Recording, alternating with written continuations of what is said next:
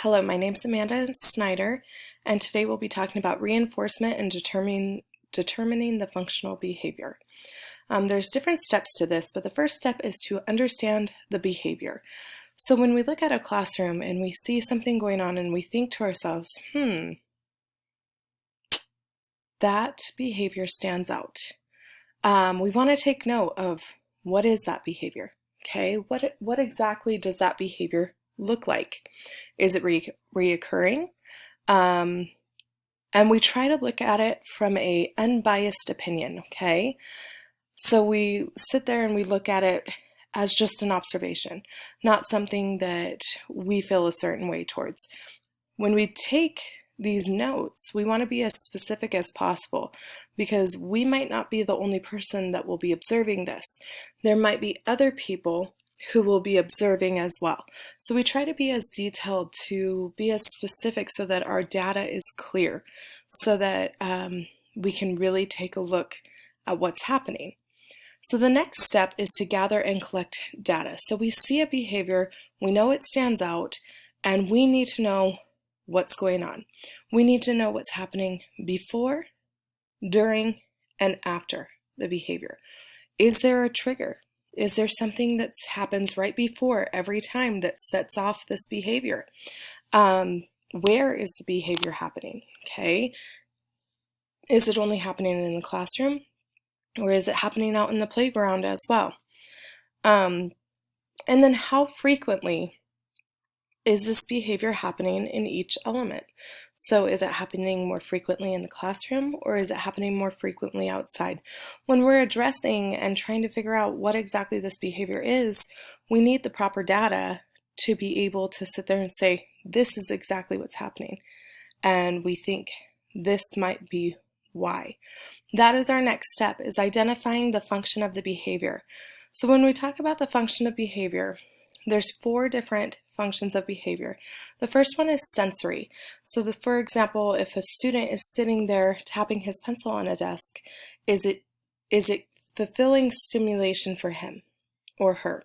Okay, we have to look and see if they do that for some kind of sensory reason. Okay, is it an escape? Does the student do this behavior in a classroom because they know they'll get sent out to the hallway and then they won't have to do their work? Okay.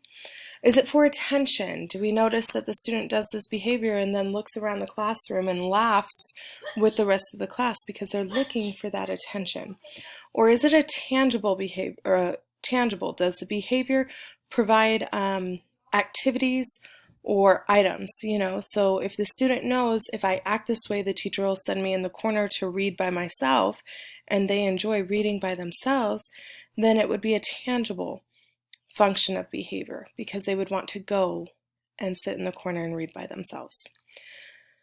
Once we figure out the function of the behavior, whether it's a sensory, escape, attention, or tangible issue, then we plan, we develop a plan and we implement it, okay? So we seek to find an intervention. We try to give them replacement behavior. Instead of doing this, let's try this. We have to figure out if there's something that a teacher can do to avoid triggers.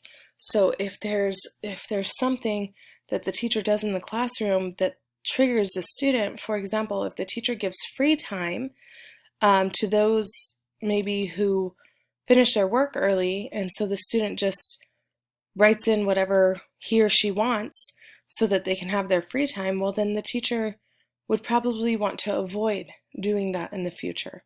Okay, so this is all part of a plan. The teacher needs to sit down and figure out a plan. With this plan, there will be some kind of reinforcement, okay? So there are multiple different kinds of reinforcements.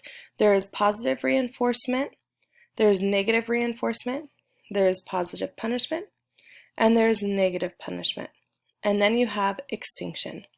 So with the positive reinforcement, what we're looking at is a teacher will give a reinforcement and then provide something that is pleasant, okay, because they want to see the behavior more frequently.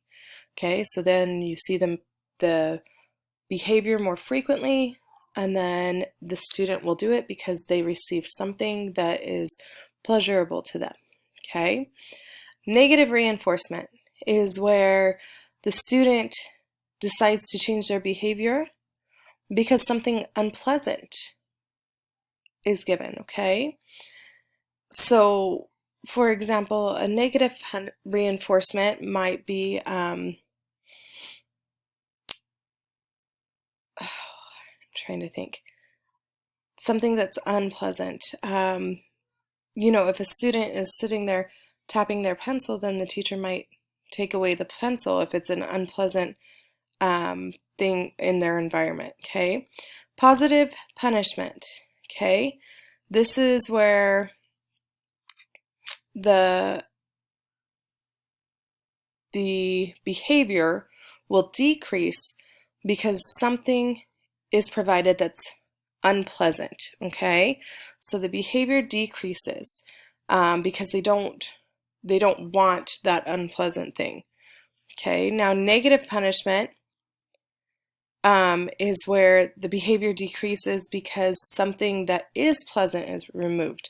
So it's that negative thing. So for example, if a student has a stress ball to use at their desk and they really like the stress ball, but then they do something behavior-wise that wasn't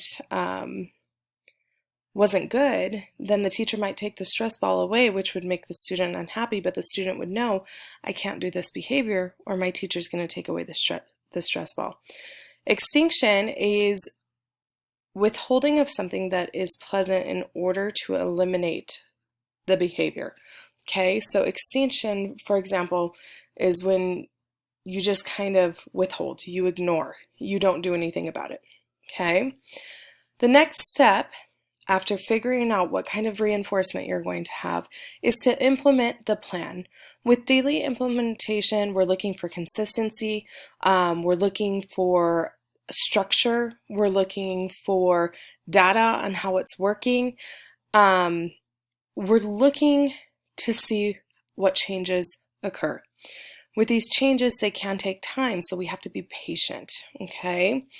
After implementing the plan, then the last step is to evaluate. We look at the data that we've been taking, we look at the intervention to see if it's working, we look at the reinforcements to see how the student is reacting to those, and if adjustments need to be made, then we modify and we try again.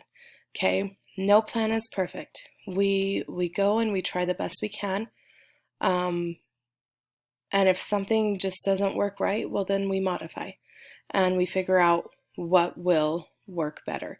Each student is different, each student is individual, each student needs and wants different things, their interests are completely different, so we just have to go day by day, follow the structure, see if it works. If it doesn't, then we try again, and we go day by day, follow the structure, see if it works.